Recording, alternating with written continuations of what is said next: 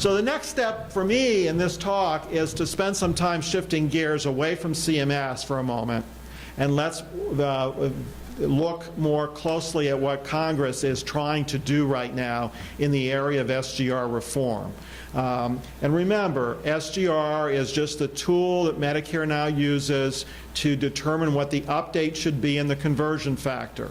And under current law, as you saw, that methodology would produce a 24% reduction in the conversion factor. The reason being that the formula says if the actual payments or for services are higher than what the sort of benchmark was, then the conversion factor needs to be adjusted to offset that issue.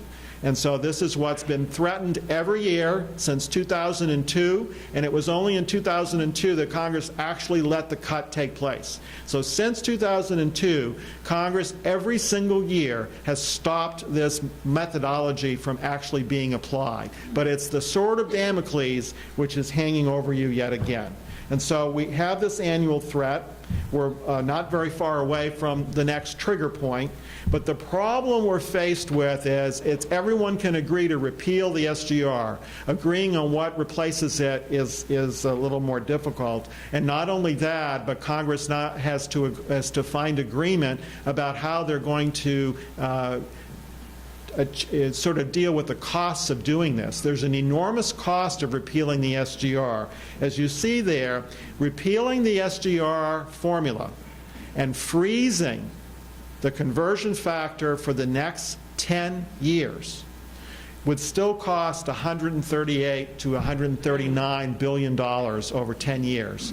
And that's the amount Congress would need to find. So they would have to cut payments someplace else, not necessarily just in Medicare now, or find some tax revenues from all of you, or whatever, some combination to offset that $138 billion. But the actual number is probably a lot higher. As you see there, one of the proposals that's in play has been estimated to cost $175 billion over 10 years.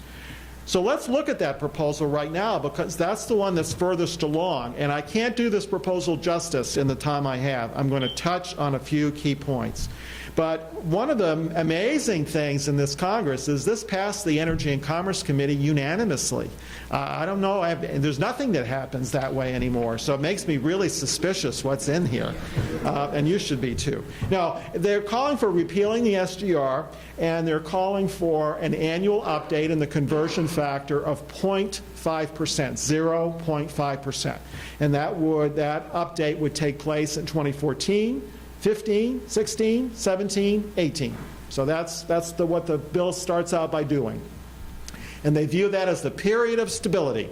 So every year you can expect to get a 0.5% update. So that's the first part.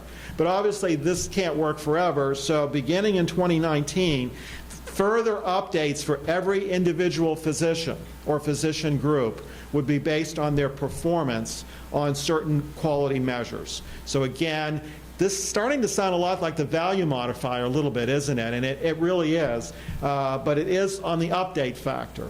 And you'll see a little bit later, under this system, what actually happens to you every year, the best would be a 1.5% update, and the worst would be a 0.5% reduction for that particular year. So you've been frozen, or you've actually been taking up a little bit, 0.5, 0.5, 0.5, but maybe in that year in 2019 you would actually go down because your performance, if somebody whose performance wasn't quite correct.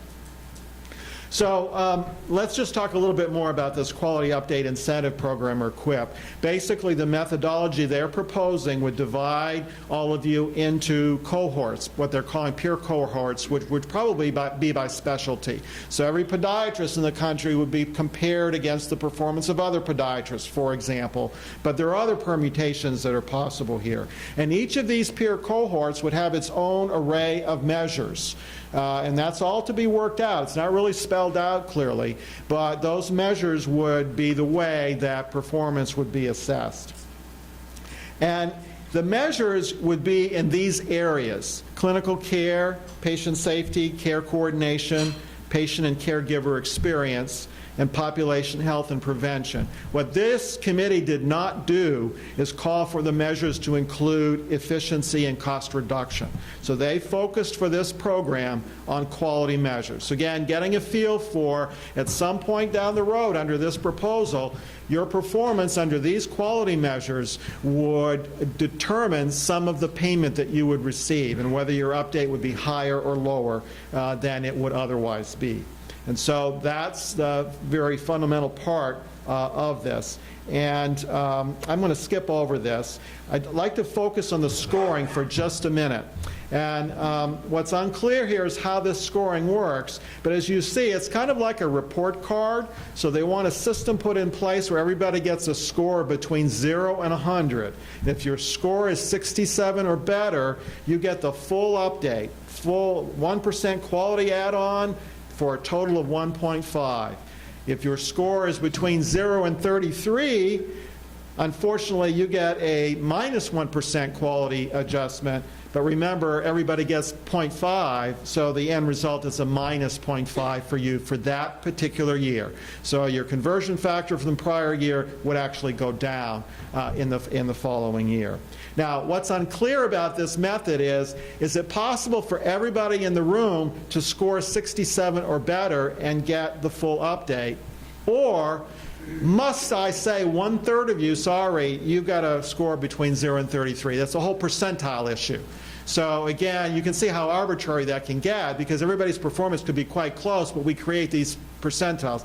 The bill has not made it crystal clear which of these two approaches is involved, and that may be intentional. They may be leaving that to CMS to sort out as they implement it. Now, one final word on this bill. If you are participating in an alternative payment model, you don't need to worry about this. What's not clear is what these alternative payment models are going to be and whether they're going to be ACOs, for example, or bundle payment, or something yet to be even created. But there's a whole array of provisions in the bill where there's a whole process for identifying alternative payment models that if you are participating in them, you're left alone, and it's whatever the model says you get paid is what you get paid. Okay, let's leave this. I'm going to touch very briefly on the other proposal because right now it's only a discussion draft that everybody has until next Tuesday to comment on. But it's quite similar, except in this case it's a 10-year freeze that they're specifying in the conversion factor. So they're not providing 0.5% in 14, 15, 16. It's a freeze. But then beginning in 2017, they too have incentive payments that are possible. But their incentive formula includes things, as you see, EHR meaningful use is important. Also, resource use is important, so that's your cost and efficiency. So the formula they're calling for involves a lot more factors than the other committee has done. And similarly, you can get out from under all of this if you're participating in what's called an advanced alternative payment model. And the most important thing to remember there is that model has to involve two-sided risk. So we talked earlier about all the ACOs we have today. Very few of them have two-sided risk right now. They're all shared savings. That's it. But in this proposal, the way to get out from the regular fee schedule would be to go to a two-sided risk model. And I am just going to skip ahead, but I want to make another important point. To be considered a participant in these alternative models, you would have to have a certain proportion of your revenues from that model.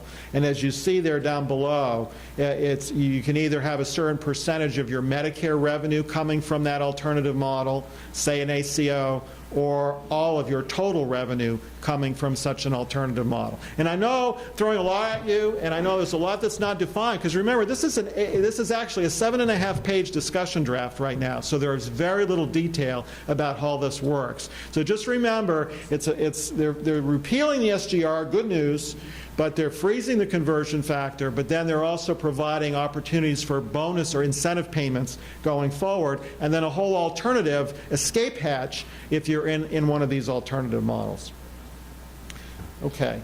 The only other thing I want to do is I want to make you aware, though, that they're doing a lot more in this 7.5 pages. And I'll give you a couple of examples here. The second item down, what they're calling for is that there's a quota system that would be put in place, and each year CMS would have to identify 1% of total payments for misvalued services and redistribute the RVUs. That's kind of what they're doing now anyway. It's just putting a percentage quota on all that work, so that make sure they find enough misvalued services so they can correct those problems and then redistribute the RVUs on a budget neutral basis. Another interesting proposal, if CMS was proposing to reduce the RVUs for a service by more than 20%, that would have to be done over 2 years instead of all at once, which is typically the way it's done today. But going one above, just to warn you, again, there's a very vague reference to the Secretary needing to look at the global payment for surgical services and making sure that's accurately reflecting the types of visits following surgery. That's all. If you want me to translate that, we're going to cut surgical services. That's what that says. So, and so let me, so again, just to highlight, till next Tuesday, people can comment on it, and I know APMA is planning to comment, as are many other organizations. But Congress has an enormous amount of work to do to try to sort all this out. They are really not very far along, honestly, given the calendar. So I think the more likely thing is they'll do a short-term thing for at least 3 to 6 months, so they give themselves more time in 2014 to try to sort this out on a more permanent basis. They could just kick the can down the road as they have every year forever and just say, well, we did the best we could, we'll try again for 2015. But again, more to say.